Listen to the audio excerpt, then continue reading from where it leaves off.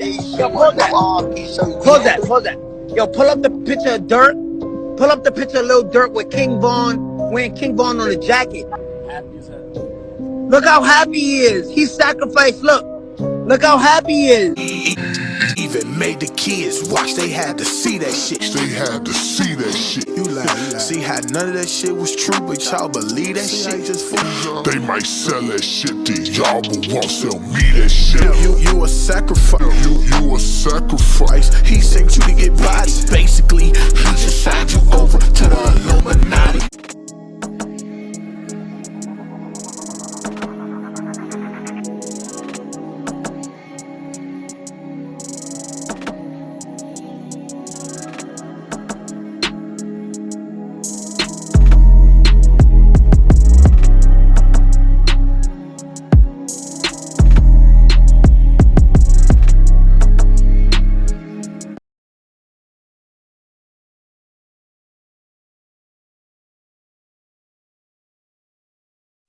Unlike what everybody think, it was all spontaneous events.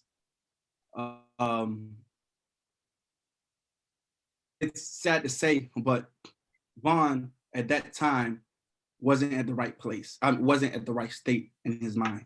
You know, you guys could take it how you want to take it from there, but he wasn't in the right state of his mind.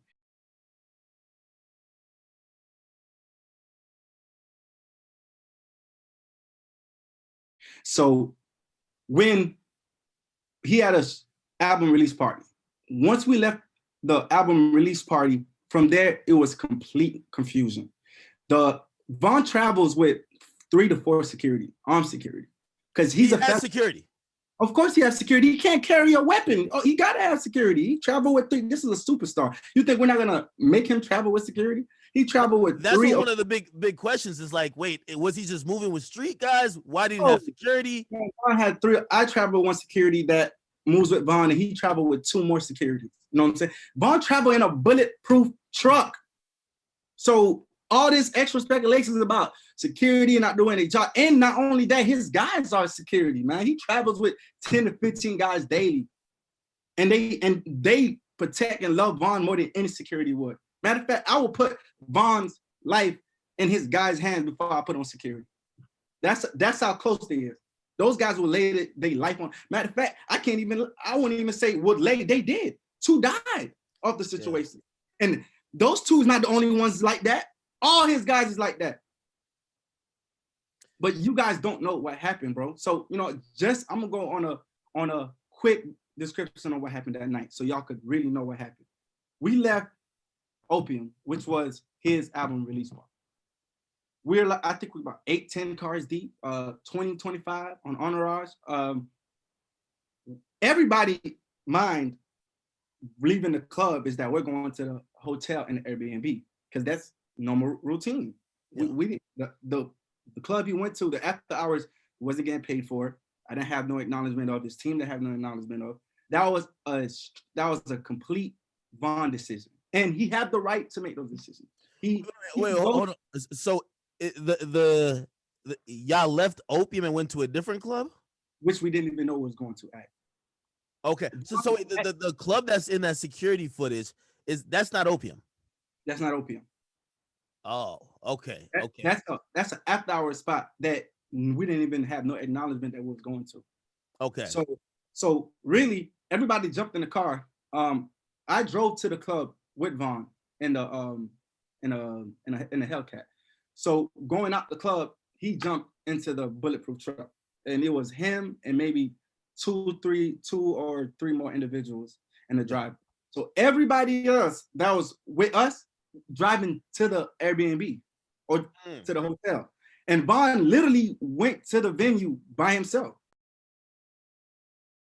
We got a call later from people in the car, like, hey bro, we here by, matter of fact, I think from his DJ was like, hey bro, you know, we here by ourselves, like, where you guys at? And everybody rerouted to that venue.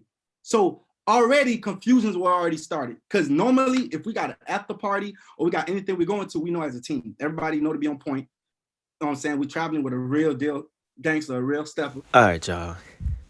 Now, I'm going to come in a few times in this video just to kind of give my opinion about what King Von manager was talking about and how he was explaining the way that night went down on November 6th, right? Now, I did a video on this when King Von died, but I didn't do it in the way that I'm doing it now. I just kind of talked about it because when I first watched this interview back in 2020, and I think they did this video 3 days after the night Von died, I could automatically sense that the manager was pretty much, he was pretty much telling the story to make people believe a certain narrative and that he was really lying about everything he was talking about, right? If you really sit down and you listen, you can hear that he's trying to correct the narrative. You can hear that he's lying. He's really lying through his teeth, honestly. And I don't really believe anything that he's saying happened the way that it happened. Because you got to think about it. He started off the interview telling us that Von was not in his right mind. That on this one night out of 1,000 nights that he might have been with Von was just not in his right mind tonight on November 6th, the night that he got killed. Not any other night, this one night that Von just happens to get killed by Lil Tim, an associate of Quando Rondo. Von was not in his right mind. This one night, the night that he happens to get killed, Von decides to go to an after spot, club or whatever, by himself. He doesn't tell his team, he doesn't tell his manager. Someone else actually calls the team and tell them, yo, we're at the after spot party by ourselves. Where y'all at? This one night, Von just happens to make these kind of moves that, according to the manager, he would never make on any other night where his head was in the right place. That's why I said if you listen to him, he's actually telling you that this was set up. He's telling you without really telling you, but this is from people that aren't that smart, and you can tell he's emotional about it, trying to get his point across to make people not think that night wasn't a setup. But he's literally telling us, what are the chances of someone not being themselves the night that they just happened to get killed? And no, it's not a spiritual thing. It's not Von. Von felt that he was finna die and all of that shit. No, it's they set this up to be this way. I'm pretty sure they sent him to the club. He's not telling you the story the way that it actually happened, as far as Von going to the club and as far as Von supposedly not being in his right mind.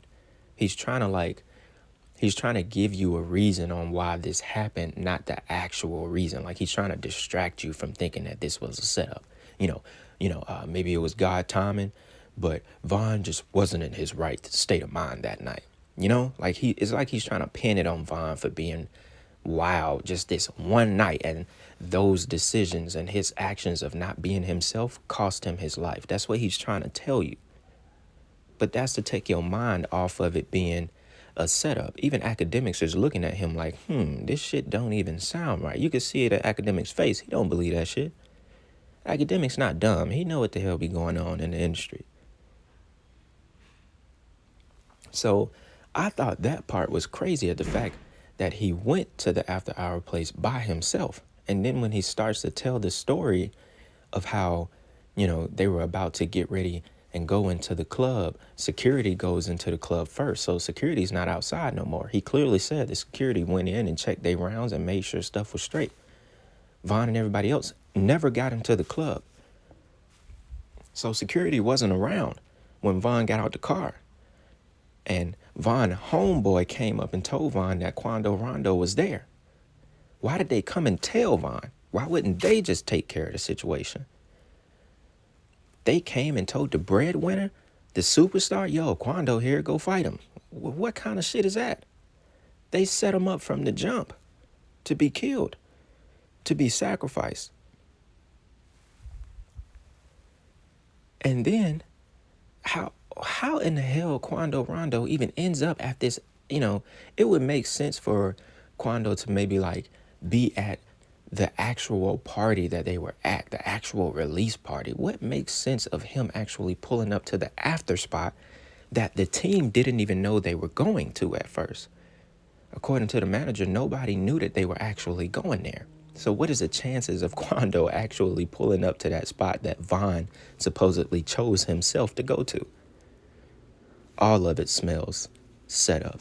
But before I keep going on and on, we're going to jump right back into the interview, listen a little bit more, and continue on with the video. So everybody gonna know how to move. But from that night, I don't know what it was.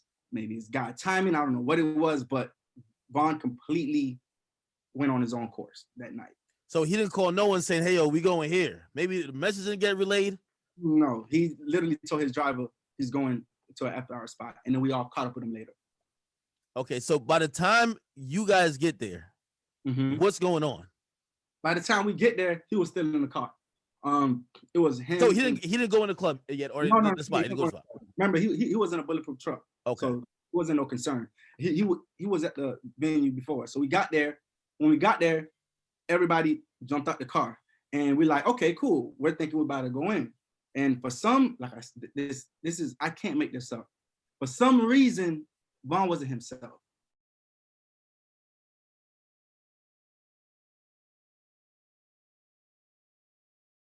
I'm not gonna lie. This is somebody who's more on point than security.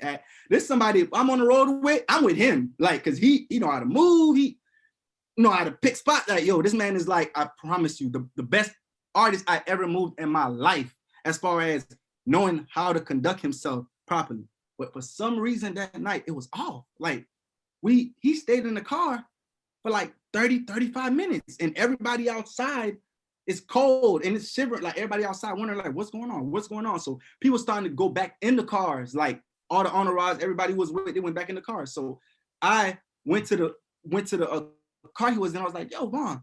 Went inside the passenger seat. I'm like, yo, Von, bro, what's going on? Like, you know, everybody here waiting. Let's go. He was like, all right, let's go. So at that time, this is where the security come in at. At that time, we're telling security, hey, it's time to go in now. Von's ready. You know what I'm saying? We've been here too long. Let's go inside the club. So they do their rounds. They go inside the club. They check the venue, go inside, check the outside, make sure there's no threat. Now, common sense, if you guys know, security, nobody cannot go inside a club with a weapon.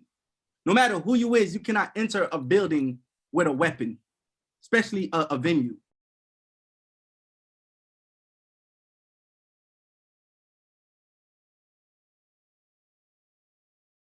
So being alert that we're going into the club, all security put their weapon inside their cars because we're thinking we're going inside the club. Now, right before we go inside the club, one of his homeboys came to the driver's side and they said, hey, we seen so-and-so. I'm not gonna say no names. We seen so-and-so in the car. And instantly— in the car or in the spot? No, we seen, he literally, our car is right here. Yeah. And so-and-so put up right there. So you had one car, which is one car before, you had another car, which is our car right here, and you had other people parked, scattered everywhere else.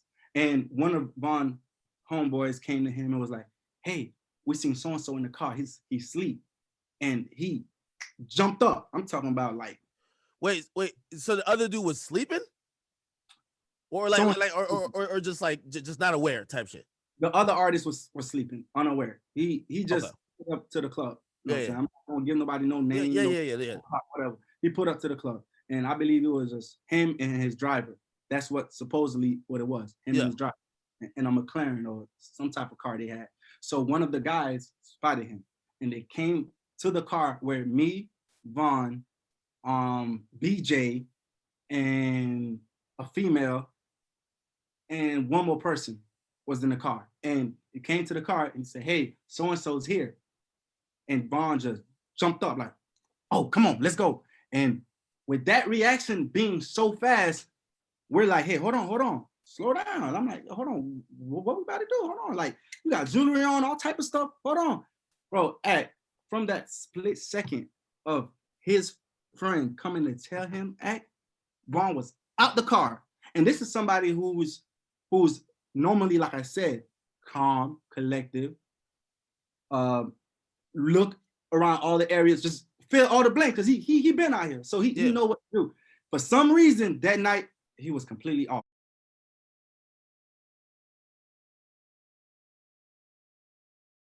He jumped out the car. By the time Vaughn jumped out the car, I don't even think he knew where so-and-so was. He just jumped out the car. He bumped into so-and-so. As soon as he bumped into so-and-so, started brawling. Now, y'all hear that? For the third time, he tells us that Vaughn was not himself that night. To me, you don't have to keep reiterating a point of someone not being their self if you're not telling, if you're telling the truth. That's why I said this was, his job. He was told to come out, do this interview to try to correct the narrative of what actually happened that night. You don't need to continue to repeat that someone was not in their right state of mind if you're telling the truth. That's trying to pit something in your head to believe that this was all Vaughn's fault. Him being impulsive that night is what got this whole thing started, when that's completely false. Now, the fact that he keeps saying that Vaughn was not himself that night makes it almost seem like they drugged Vaughn. Most fans of Vaughn knew for him for probably smoking. I don't even know if Vaughn smoked. I don't even know if he drunk liquor. Maybe he did. I don't know. I don't think I've ever really seen videos of Vaughn smoking or drinking. I'm not even really sure, honestly. But, Vaughn definitely don't seem like one of them dudes that was on anything hard drug-wise. You know what I'm saying? Something that would just have his mind completely gone. But it kind of makes you think that they either drugged him that night or just got him extra fucked up off liquor or whatever to kind of get him off of himself and who he usually is. Because what else would you think when this manager keeps telling you that Vaughn was not himself that night? It's something that had to make him not be in the right state of mind. And it just sounds so weird. He gets out of the car. He didn't even see Quando Rondo. He just bumped into Quando Rondo and boom, the fight starts happening. Now, y'all remember the footage. That part did happen that way. He got out of the car, walked up to Quando Rondo, boom, short brawl took place. And Lil Tim comes from the side of the white car and shoots Vaughn. He didn't shoot Vaughn because Vaughn was beating up Quando Rondo. He shot him because that was what he was there to do. The car was set up perfect for him to come out the side and shoot Vaughn. It was set up perfect. And then if I'm not mistaken, Lil Tim got shot. That's how he ended up on the floor. And it looked like the guy that shot Lil Tim was about to kill Lil Tim, but his gun jammed. So he kind of backed off and walked or ran away. So Lil Tim was, on the edge of losing his life that night too. Although 2 other dudes lost their life that was close to Vaughn. So just by that alone, no one gets out the car and directly aims at someone by mistake. That was the plan the whole time, was to kill Vaughn off. And we know that Lil Durk was behind this plan, and the label, and the manager. I'm probably thinking that the manager and Durk were probably really the only ones that knew this was a setup. Because Vaughn homeboys, I can't really say that they knew the setup was going down, because they kind of tried to help Vaughn. I think Slutty Muwop was the one that punched Quando Rondo off of Vaughn. So they were kind of trying to help him. It didn't really seem like they were a part of it. I think the manager and Durk were the ones that really knew what was going on, which is why Durk tried to get on live right as it happened. He knew it was about to happen. He knew it was happening. That's why he got on live, to try to make it seem like he didn't have anything to do with it. But we all know by this time there was basically heat between Vaughn and Durk because of the case here in Atlanta, which we're going to get into next. So check this out. A rapper accused in a shooting outside of the Varsity will move forward. Today, Lil Durk appeared in court where a judge ruled there was enough evidence for him to go to trial. Channel 2's anchor Lori Wilson is live near where the shooting happened, near the Varsity. And Lori, police say they have video evidence in this case.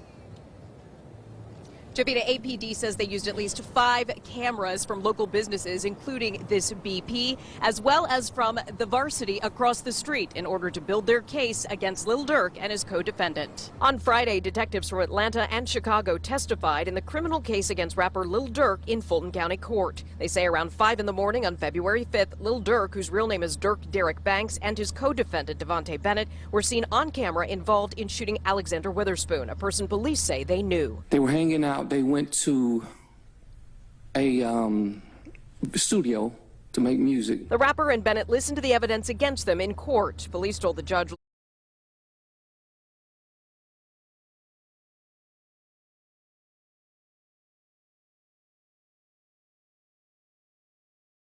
later that night, the victim, Banks, Bennett, and others went to a nightclub, a gas station, and ended up in the parking lot of the Varsity. That's when Witherspoon said he was robbed and shot. He said his chain was snatched off his neck, and he had $30,000 stolen from him, and they stole the vehicle he was driving. Police say Banks was seen on tape shooting a gun. You see Mr. Banks' arm out the window firing several shots at the victim, towards the victim. Banks' attorney says this is a celebrity witch hunt. Were it not for the celebrity status of these 2 individuals, then this would be an aggravated assault. Banks released a single "Turn Myself In" the day he turned himself in. It's gotten almost 7 million views. The prosecutor charging this wasn't just a robbery and shooting, but gang activity. She put a Chicago detective on the stand to testify that Banks and Bennett are members of Chicago gangs. Is it possible to continue your affiliation and even commit crimes when you move out of Chicago if you're in a different city or if a different area?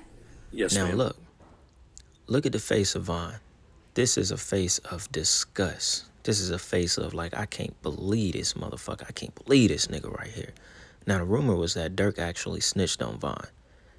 That night, supposedly they have video footage of the shooting when they shot a guy, took $30,000 from him and stole his car. I think he was another, gang member from Chicago, if I'm not mistaken. Now, a picture tells 1,000 words. Look at the way Vaughn is looking at Durk. You can tell he knew what Vaughn was up to. What Durk was up to. Now I want you to look. You might not think this is nothing, but look at Durk's face when he turned and look at Vaughn. Look at that. You saw that? You saw how he was smiling at the lady, his lawyer, and when Vaughn said something to him, he had that face of, that's the face you give somebody when you know you done snaked the person and you don't really want to turn around and look at the person in their eyes because you've already done some shit toward the person, or y'all just not on good terms at the moment or at all. Durk gave him that face. Like, y'all have to know this kind of shit. You have to be able to recognize that from dealing with those kind of people. You know what I'm saying? I've been around them all. I've been around the worst kind. I've been around, I've been around some angels, you know what I'm saying? And Vaughn gave him that face of like, you know what I'm saying? Like, nigga, what the fuck? And Durk gave him that snake look. He didn't want to look him in his eyes. He was smiling at the lawyer. Soon as Vaughn said something to him, his smile wiped off of his face. There was no smile at all. He looked at Vaughn as if he already know what he done did. He done snitched. He already know what the play is about to be on this entire case. The entire case was going to be put on Vaughn so Durk could get out. Durk was shook.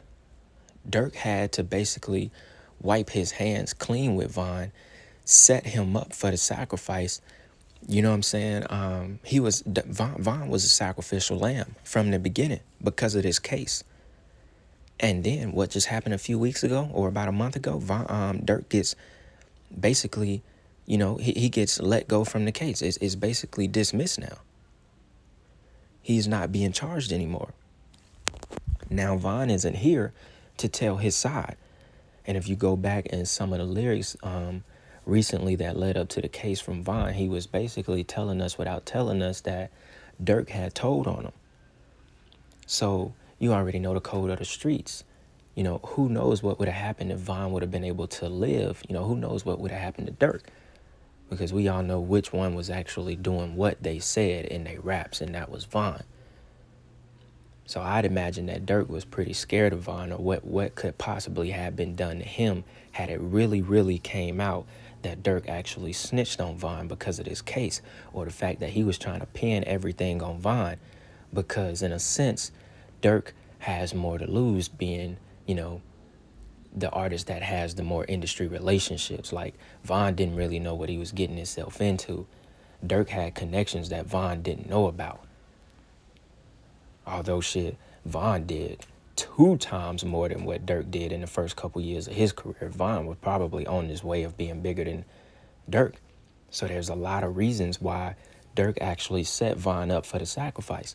He fattened him up so he could offer him up that night on his release party. This is the reason King Von was sacrificed. That case that Dirk is now dismissed of was the reason they plotted and they succeeded in getting rid of King Von. Just go back and watch that little clip of that news clip of Dirk and Von in that courtroom. That, bro, that right there tells you everything. Like, I know some of y'all may not look at that as that's huge or whatever, but that little piece tells you everything you need to know. Just by both of their facial expressions, it gives you everything you need to know about the entire thing, bro. I guess, you know, Dirk owns up to what he calls himself, you know, really shiesty, really a snake, and will really set you up to be sacrificed. Now, I didn't want to make this video too long. I also didn't want to show the footage the night King Von was killed, just for reasons of this video getting flagged. So I wasn't going to, you know, try to go over the footage that people have went over probably 1,000,000 times by now. You know, it's a little bit over 2 years since Von was killed. I guess a month over 2 years since he was killed. You know, and also the crazy thing was that, like how I played in the beginning of the video, 6ix9ine had basically said Dirk sacrificed his mans. Dirk sacrificed Von. 6ix9ine already know what's going on. FBG Duck, he predicted it. He predicted it 6 months before Von even died. That From 63rd song that FBG Duck did was released back in March of 2020. And it's crazy how the numbers go. He was killed 6 months later in August. Then after FBG Duck was killed, Von was killed 3 months later in November. So it's crazy how that kind of lines up. But Duck already knew something that we didn't know. He said, you a sacrifice. He sent you to get bodied. Basically, he just signed you over to the Illuminati. He literally told you what was about to happen. You're a sacrifice. He sent you to get bodied. That's exactly how Von died that night. He got bodied. He got killed. He got murdered.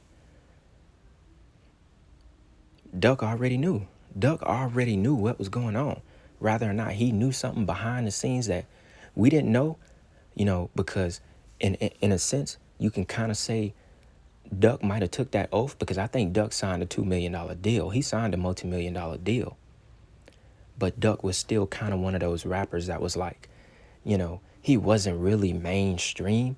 So I'm not gonna, you know, I'm not really gonna throw Duck behind the curtains as if he's seen so much in the industry, because I really didn't think he did. He didn't have enough time to. He was killed shortly after he had signed that deal.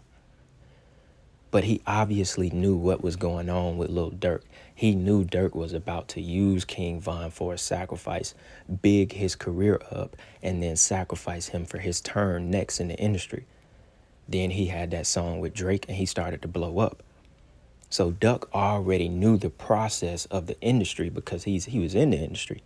He knew how them niggas work. He knew how the snake games work. Or else he wouldn't have made a song saying you a sacrifice. He sent you to get bodied. Basically, he just signed you over to the Illuminati. He didn't even sign you up for his shit and for you to last long in this game. Only reason he signed Von was to sacrifice him. Shit, I think even if they didn't go through that case in Atlanta, he would have sacrificed Von regardless. Dirk needed one. He offered him up. So yeah, man. Like I said, we're gonna make this video crazy long, but I wanted to come with a fresh video for y'all on this Sunday. It's Sacrifice Sunday, man, and I hope y'all enjoyed that video. Let me know what y'all think in the comments. As always, get a conversation going back and forth.